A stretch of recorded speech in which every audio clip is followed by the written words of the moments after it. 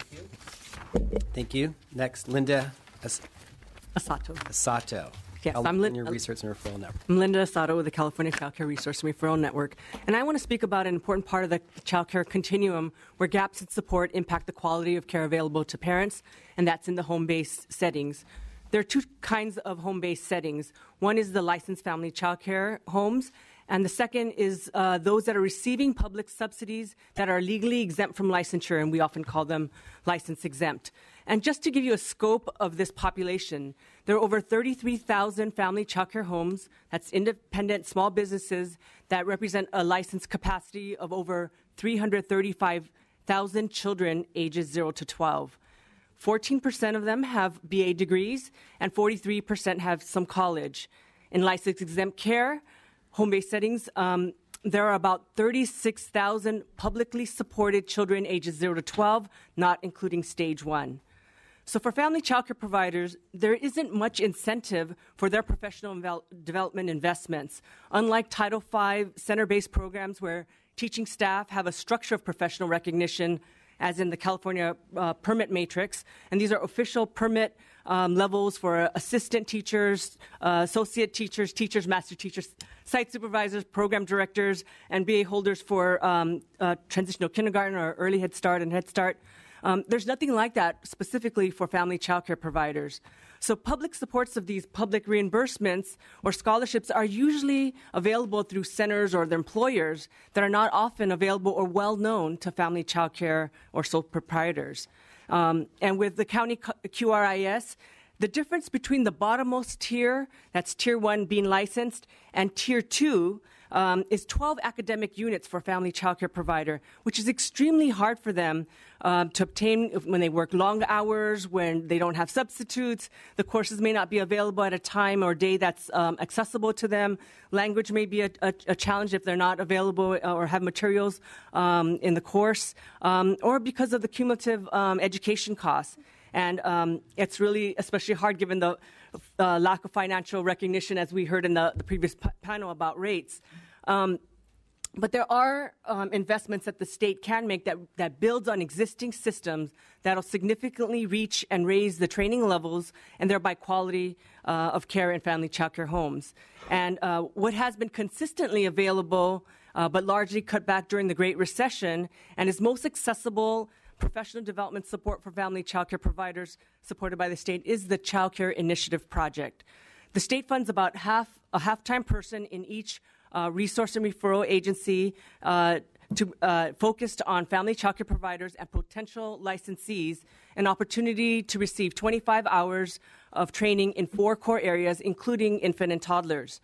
In fiscal year 13-14, the program recruitment efforts helped 632 new licensed family child care providers and established 4,732 new child care spaces, 75% of which were for infant and toddlers or preschool-age children. And the initiative project's training efforts provided 5,564 hours of training to 335 participants who completed the 25 hours, and over 300 were above that 25 hours, and almost 2,000 were working towards that 25 hours. So the state could more robustly grow the range and depth of content to support this program and family child care providers, especially to the pre-recession levels, which was about $3 million. Federal Child Care Development Block Grant Reauthorization Act of 2014 now requires that by September 2016, providers that are receiving federal funds must receive pre-service training in 10 specific health and safety topics. And these providers that are required are family child care providers, centers, license-exempt providers. So using this structure to offer these health and safety training topics, which would be a way to more reach linguistically diverse family child care providers and license-exempt providers in particular, would be a wise option to meet the federal requirements and ensure that parents have choice in the care that best meets their needs. The state could also add additional funds to allow Title V contractors interested in providing professional development to a family child care network. So that's also another option. So for this, we would recommend that to fill the gap, to support the increased training specific to family childcare and licensed exempt providers. And I also wanted to say just a little bit about consumer education and parent as it relates to quality, that connecting parents with a quality childcare choice is critical for parents and children's success. And for low-income parents in particular, it's the trusting relationship with a person knowledgeable of the childcare choices and resources for which a family is eligible, and understanding of of child development is what makes the difference in supporting parents. And for many middle-income parents, navigating the internet or having social networks is how they get their parent tips and child resources. But unfortunately, for many low-income parents that resource and referrals work with, they don't have that social connection and information to navigate support for themselves, especially when they're juggling many tasks. So I just wanted to say that resource and referral agencies are the social network for low-income families, that R&Rs are in every community. It's the social capital that parents return to over and over for parent information. So our recommendation on consumer education is, one is add the growth factor in the budget, the governor's budget. R&Rs were absent in that. Resource referral agents were absent in that, so adding the growth factor. Second is to make one-time technological investments to upgrade their capacity to do more. And third is to invest $5 million of ongoing statewide to make this infrastructure and services more complete and able to connect parents and understanding their full array of choices. And I know that'll be spoken to more in a later panel as well. Okay. Thank you. Thank you. Lastly, Danita Stromgren from the Northern Directors Group. Thank you, Assembly Chairs and committee members. My name is Danita Stromgren, and I represent the Northern Directors Group, which is a coalition of alternative payment child care subsidy programs from Northern California. I also work very closely with the programs in the chairs' districts, both Child Action in Sacramento and Contra Costa Child Care Council in Assemblyman Thurman's district. Most of the discussion around quality in childcare tends oftentimes, and has in the past, focused a lot more on center-based programs.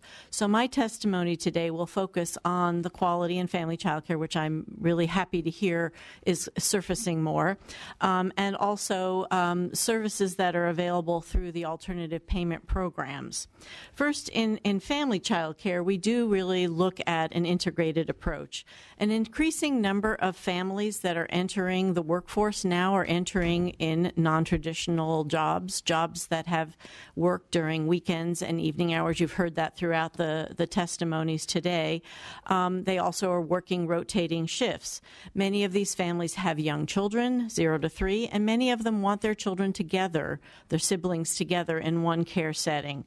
Family child care is frequently the best place and sometimes the only option for those families as they look for child care.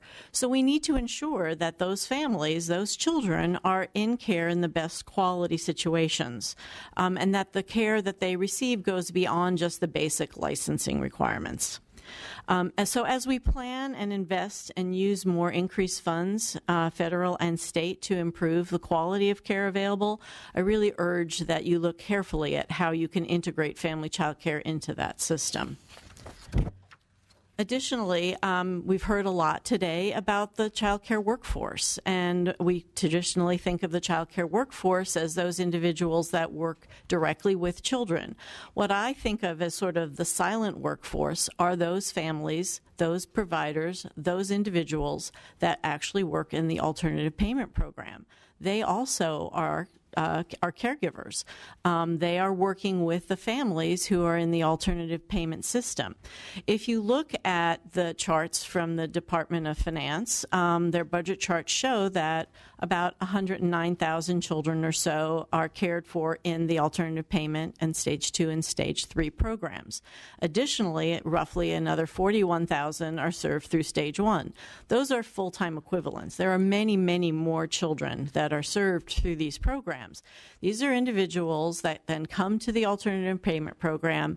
Their enrollment process is assessed, but at the same time, in previous years, when there was a greater infrastructure available through the alternative payment program, there was more ability to really assess the needs of those families, look at how the parents interact with their children, look at what happens in the relationship with the providers, see ahead of time whether or not there are specific needs that those families have, and then try to address those needs through referrals and supports for those families. That has become increasingly difficult since 2010, when the funding for the alternative payment infrastructure was drastically cut, and it has deteriorated over the last 5 years. One local program has lost 25% of their staff in the last 2 years. Those are individuals who have moved on to higher paying jobs. We've lost their expertise, their passion, and their ability to nurture those families and bring them along. Staff have little or no time at this point to really assess the family needs and go beyond just reviewing the parents' work schedule and to truly support those families beyond the enrollment process. I see this as a really lost opportunity, an opportunity when we can, again, provide the supports for those neediest of families. Additionally, many of the employees in the alternative payment programs are also paid very low and have not been able to receive any increases in funding and support or salary increases over the last 5 years. In fact, again, in one organization, at least 30% or more of the staff are eligible for the child care subsidies that they are administering. At least 10% are eligible for Medicare. And we actually are finding that the population of employees is aging, and we have staff that are over 70 and are on Medicare. These are people who are working in jobs that they enjoy and they love, but they can't make it, and we can't give them increased salaries. So now is the time we really feel to support the alternative payment system so that they can continue to support the families that they serve. The cost of doing business has risen. You all know healthcare costs have increased, rents and utilities have gone up, and as the economy is improving and good long-term employees have no choice but to leave and go to jobs that will pay a livable wage elsewhere, we're losing the brain trust and the support within these programs. So while it's not particularly exciting to direct new revenues in this area, it's critically important that the state increase the cap and the capacity of the alternative payment program infrastructure to really serve the neediest families and help them to better provide the supports to the families that they're working with. So I look forward to working with you through the budget process, and thank you again for the opportunity to present our issues. Thank you. Committee members, comments or questions for this panel? Mr. Thurmond? Thank you, Mr. Chair. Just wanted to thank the presenters and thank those from my area and all the great work being done in my district. Thank you, Ms. Stromgren, and thank those who you brought today, and my colleague Linda Sato, whose steps I try to follow always and do what you tell me to do. You talked a lot about training, and I just wondered, when will a family, daycare program, child care program, when would the operator of that program have time to do training? I'm assuming it's 5 days a week. On Saturday, you're catching up on paperwork and the business. On Sunday, all day at the Raiders, or in your case, the 49ers, and some family time, of course. How does that happen? When do those segments of training take place that you were describing? You're absolutely right. Family child care providers also offer care long hours, 7 a.m. to 9 p.m. at night. So most of the time that you will see Saturdays or evenings, and that's provided that those courses or trainings are available during those non-traditional hours. So yeah, it's very difficult for family child care providers to do that. Thank you. Okay, thank you. Not that we don't have a lot of interest here, but we're trying to move through this because we know a lot of people want to speak at the end for public comment. But just a note on this, these are all issues, again, we're going to hold open and put on the list for consideration. Certainly appreciate the ideas that First Five California put out there, and we'll consider those as far as what California can do to match. So, thank you. Next panel. Issue number 5, early education and child development eligibility issues.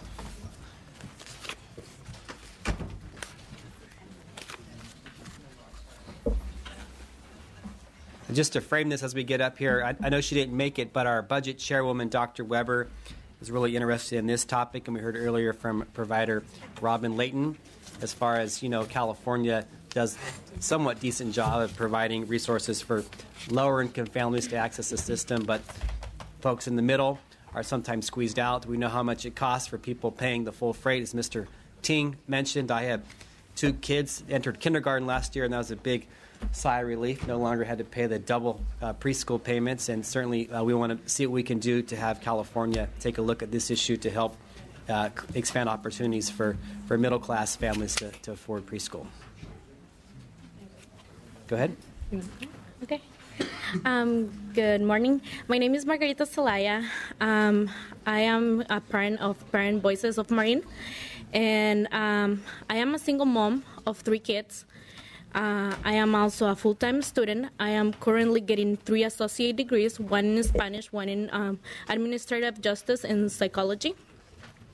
I work as a full-time assistant in an immigration law office, and I currently receive child care subsidy, and this is allowing me to be able to feed my kids. And since I have a stable job, and I can count with a quality child care provider. The reason I am here today is because I want you guys to know how I felt when I received letters of termination every 3 months because I wasn't able to drop off proof of what my caseworker was asking. My days started at 6 in the morning every day, me getting my 3 kids ready to childcare and getting 5 buses to drop them off to their different daycares they attend to. And my days ended taking 5 other buses our way home.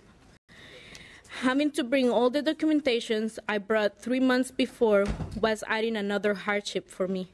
I felt that they wanted to catch me on a lie, and I felt like a criminal. I can't really describe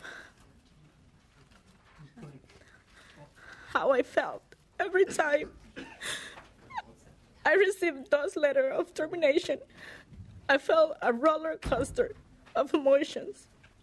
I felt helpless, stressful, sad, and I felt that even though I wanted a better future for me and my kids, I wasn't able to do it, and I wasn't doing enough for them and for me. I am currently on my 12 months review, and this is allowing me not only to ask for my employer to sign my paperwork once a year, but it's giving me more time to gather what I need and ask for that one day off that I need to ask my employer. I am currently making $13 an hour, 40 hours a week, which is $2,250 a month before taxes. But with this, I can only count with 3/4 of my salary after taxes. I received a job offer gaining more money, but when I calculated my income, I will go over the limit for childcare. All my income would go to pay for childcare. That's why I kept my job, because I can't afford to lose my subsidy. I am here today because we as parents are asking for more funds in childcare. We as parents are asking not to only have a once-year review. We are asking for the state median income for childcare to be increased so parents like me don't turn away job offers like I did. I am here today to be the voice of other parents. Thank you. Thank you for your testimony. Hi, my name is Mary Ignatius. I'm the statewide organizer for Parent Voices, and I'm pinch hitting for Afaru Lynch, who couldn't make it here today. We have 15 chapters across the state and about 2,000 members. And over the last 3 years in particular, we've heard from hundreds of parents impacted by the frozen state median income, which is used to determine child care eligibility. What you see in the budget is a line that states, notwithstanding any other provision of the law for the 2011-12, the 2012-13, 2013-14, 2014-15, and 2015-16 fiscal years, the income eligibility limit shall be 70% of the state median income that was in use for the 2007-2008 fiscal year. So what does that actually mean, right? It means that the state median income that was being used in the 2007-8 year is actually based on income data from 2005. So that means we're talking about income data that's 10 years old. Our housing costs aren't the same as they were 10 years ago. Our healthcare costs aren't the same as 10 years ago. Gas, milk, just the basic necessity to live and raise our kids is not the same as 10 years ago. And so behind that technical budget language that you see, what I see are the parents who are actually impacted by this policy. You just heard from Margarita clearly what she's had to go through and having to turn down a better job offer. We have parents like Michelle, who was offered a cost of living adjustment and a merit raise, and that dollar over would have terminated her child care subsidy. There was Afaru, who today was supposed to speak, and she's testified before this committee before because she was on the waiting list, and she had been on the waiting list for 4 years waiting for a child care subsidy. She finally was called off of the waiting list and got the child care subsidy. So, of course, she finally got that hope and that glimmer of hope that she was going to be able to get the stability that her and her children needed. And then the caseworker told her, you got the subsidy, but you're at the ceiling. You're at the ceiling for the income guidelines. And so all of that glimmer and hope gets diminished when that stress and worry of being able to maintain your child care subsidy comes through. We had another mother named Eloise who was offered a dollar raise and a promotion that would have put her in the corporate offices of the pharmacy chain that she was working for. She couldn't take that promotion, and people that she had trained actually got those promotions. And so she had to see she had to suppress her self-worth. She had to suppress her income in order to stay qualified under these outdated guidelines. So we are hoping that this committee will reject the governor's proposal to keep the SMI frozen. We know that this isn't just about the child care subsidy and the affordability of the child care subsidy. This is about ensuring stability, peace of mind, knowing your children are being nurtured and cared for. And the worst thing to do is to actually have to disrupt a child care setting for a child. We also have the families who have lost their child care subsidy because they were, quote unquote, over income. And all the progress they've developed has been dismantled. The rug gets pulled from under them. Everything they've worked so hard for goes out the door. And according to the California Budget and Policy Center, if the SMI was based on the most recent data, which is based on 2013 income data, a family of 3 could earn nearly $600 more a month and still qualify for their child care subsidy. It's job security, it's income security, and it's the ability to progress forward. Whereas right now, these frozen income guidelines are causing parents to get stuck and move backwards. And if you think about the families who are coming through the CalWORK system, we've told them that if you work hard, you will succeed.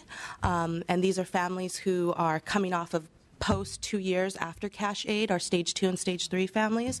They're doing everything right, and then they hit this wall, and it becomes a disincentive to work hard. And so we are hoping that this committee follows the Legislative Women's Caucus ask for $600 million for slots and rates, but to also include updating the SMI to the most recent data and the 12-month eligibility reviews, because childcare keeps parents earning and children learning. Thank you. Questions or comments, Mr. Chairman? Thank you, Mr. Chair. I just want to say thank you to Ms. Zelaya for your testimony. When I read the materials for this hearing, I did not believe it was hard to imagine that someone would have to turn down a job in order to keep their child care, and I appreciate you giving, voice to that. And we did have the issue of the 12 months of eligibility come up in the other subcommittee for Health and Human Services, and supported the recommendation to extend it. And, I just appreciate what you shared and inspired by what you shared. And every time that, obviously I hope that the Assembly moose on what you've asked for today, but every time you make a sacrifice or someone tells you no, I hope that you remember that today you're a champion and that you represent the voice of many, many parents. And I want to thank you for your sacrifice and what you shared and for your testimony today. Thank you. Thank you. And again, we're going to hold this issue open. But again, you raise a good issue as far as the existing population and how we haven't made changes and the cost of living's gone up and rent and milk and transportation and so forth. But also the other piece I mentioned earlier as far as trying to focus on other families that have never really had the opportunity to participate in this. And so we'll be looking at the proposals that are outlined in the back of the agenda next month during the May revision. Thank you. Okay, last issue. We're going to try to do this a little bit expedited manner so we can have time for adequate public comment. Issue number 6, early education and child development administration issues. Jessica Holmes, Department of Finance. Good morning. Jessica Holmes, Department of Finance. I'm here to provide you with a short overview of the child care trailer bill proposal that was included in the governor's budget. Over the last year, we've had the opportunity to speak with many individuals who work in our state child care programs, and that's an opportunity for which we are very appreciative. Within these conversations, we have learned that many folks have great ideas for making our programs work better, with possible benefits both locally and at the state level. To this end, the 2015-16 governor's budget includes trailer bill language to establish 2 work groups of state and local stakeholders that would develop recommendations to streamline certain aspects of child care program administration. The first work group would develop strategies to address challenges and redundancies in reporting faced by contractors and providers that deliver services to children through multiple contracts, specifically our state preschool program, federal Head Start, and other state child care programs. The second work group would examine alternative payment agencies' child care contract requirements with the purpose of identifying redundancies and efficiencies in program implementation and reducing workload in program administration. We believe establishing these work groups is a good first step towards providing an opportunity for targeted dialogue to address issues in local program administration. Thank you, and I'm happy to answer any questions. Thank you. Just a quick question right here. So do these work groups, was the goal to come back with the RECO before this year's budget or down the road? The timeline would be to establish the work groups before September 1st of 2015 and then to have recommendations to the legislature in April of next year. Yeah. Thank you. Next. Deneen Micheletti, representing the California Alternative Payment Program Association. This organization is a professional organization of mixed delivery system of public and private nonprofits that support parental choice and access to early care in a variety of settings. So what was handed out to you, and I'm sorry, I got my wrong glasses, so I have to switch back and forth.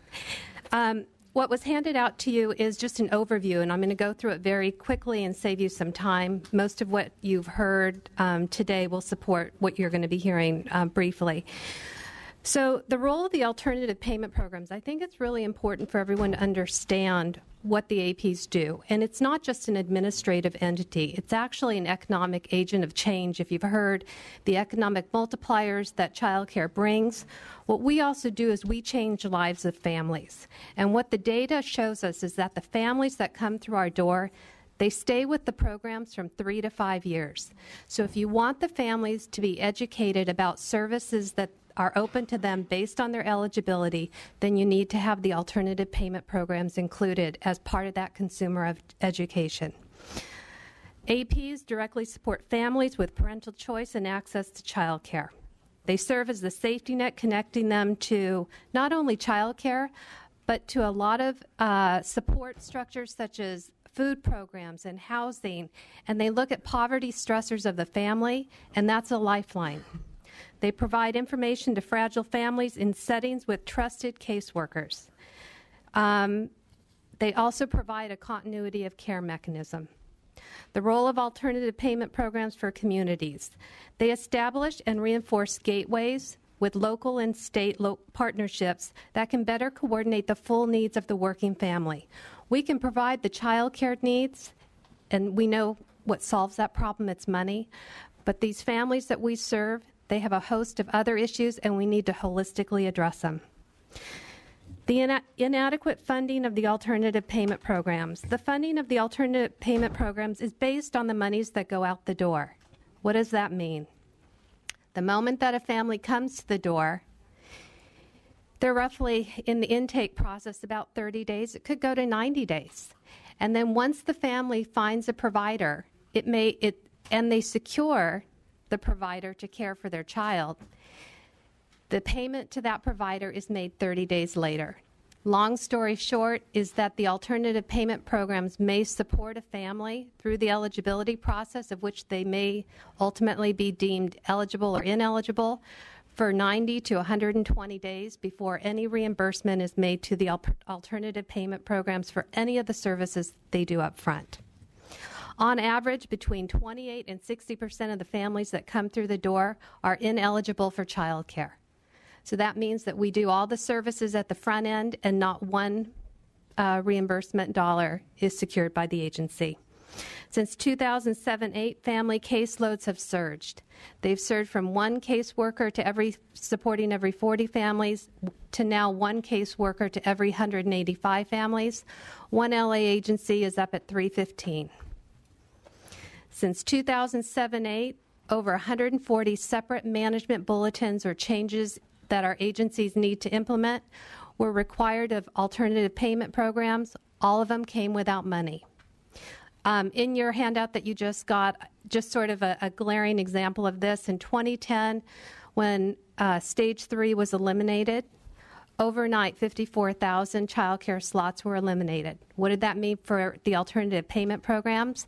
It meant that our alternative payment programs had to notify the families of those children who were thrown out of slots not less than 6 times, all of it with no funding. We never really recuperated from there. What do APs need moving forward? APs need guaranteed and stable funding. They need to know come July 1st when they open the doors how much funding they're going to have for a year to serve those families. The alternative payment programs need to be paid for all of the work that they do. The legislature's done a great job in really evaluating this issue in implementing the Affordable Care Act. Looking at your Prop 98, you make sure that all the funding is done and is funded. But for our alternative payment programs, we don't really look at this, and we assume that all of the upfront costs are not funded. What do families need and deserve from their local alternative payment programs? Families need ongoing access and support from their caseworker. Families need stable child care. They need continuity of care. They need to receive information in settings that they can process the information being shared. Families need information on other programs that they are eligible for. Options for consideration. Currently, there's a piece of legislation, Assembly Bill 188, that looks at funding for 3% for doing the front-end work, the eligibility determination. Another option is just not doing that 3% and talking about going to a full 20%. Another option and consideration is, let's be honest about what we're talking about. Part of the hang-up that alternative payment programs have struggled is how are we defined? Our full system's defined on administrative, when we know that 2/3 of what we do is family support. CCDBG has a lot of opportunities, and I think that these joint subcommittees are out in the front of it. CCDBG does not consider the following costs administrative: eligibility determination and redetermination, preparation and participation in judicial hearings, or child care placement. CCDBG aspires to connect families receiving subsidies to other consumer education and safety net programs. That's your alternative payment programs. By 2016, CCDBG will require the U.S. Comptroller General to produce a report on waiting lists. Again, the alternative payment programs were your existing infrastructure for centralized eligibility lists. So moving forward, the priority is an increased rates and slots, no question. But if you increase slots and there's no funding for the alternative payment program to verify need and eligibility, there will be longer wait times for families to enroll in and become eligible for one of those slots. Employers will delay in making a job offer and hiring employees. Families already in the alternative payment programs, they're trying to get at a caseworker who's at 1 to 185. There's going to be delays in those families getting access to their caseworker. Caseworkers are forced to support unmanageable workloads. We're going to have higher turnover. If rates are restored, again, with no funding, everything that I noted above will happen. If rates and slots are restored, coupled with an increase in APP funding, the bullets noted above will go away. Finally, I think that the dialogue here that you heard today, I absolutely would agree. It's a rebuilding of our entire system, a reinvesting in our system, and also to underscore that we have to reinvest in a system that values both sides of the equation. It's supporting working families, the parental choice of working families, and then the long-term educational outcome needs of children. Thank you.